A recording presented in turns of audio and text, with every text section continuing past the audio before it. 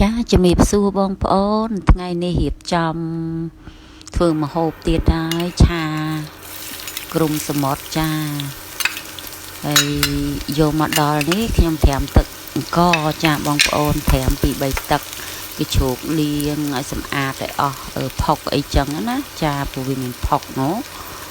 ចាដល់ពេលហើយទៅសូសវាចាខ្ញុំសូសហើយខ្ញុំអង្គុយយកមកបកចាបកឲ្យនៅមួយចំហៀងបងប្អូនតែឥឡូវហ្នឹងនេះដាក់ខ្លាញ់ចូលមានខ្ទឹម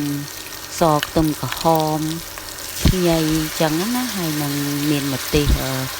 ឆ្អើងច្រាមហើយទឹកនេះទឹកឆានេះខ្ញុំលាយហើយច្រាមមានសាតេមាន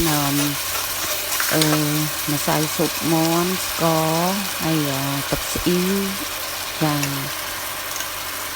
នឹងហើយក៏ចាក់ចូលកូរទៅចាហើយក៏ចាក់គ្រុំចូលចាអានេះបកអញ្ចឹងបងប្អូនវាស្រួលយើងពេលឆាទៅបើយើងត្រឹមតែសូសហើយយើងអត់បានដឹងយើងឆាទៅជួនកាលមានខ្លះស្អុយអីចឹងណាដល់យើងបកចេះទៅយើងដឹងហើយស្អាតទៀតហើយចូលរសជាតិឆ្ងាញ់ទៀតចាហើយ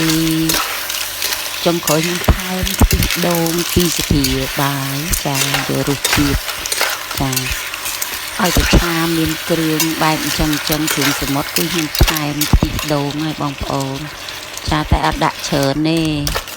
ដាក់តា2ស្លាបបាយអីយករសឲ្យមានរសជាតិណាចាហត់តែឆ្ងាញ់ចាហើយនេះចុងក្រោយនេះក៏ថែមជីវ៉ាន់ស៊ុយជាមួយស្លឹកខ្ទឹមជាការស្រាបបងប្អូនចាហើយឆ្ងាញ់ហើយញ៉ាំបកហើយចឹងស្រួលបងប្អូនយើងស្រួលញ៉ាំ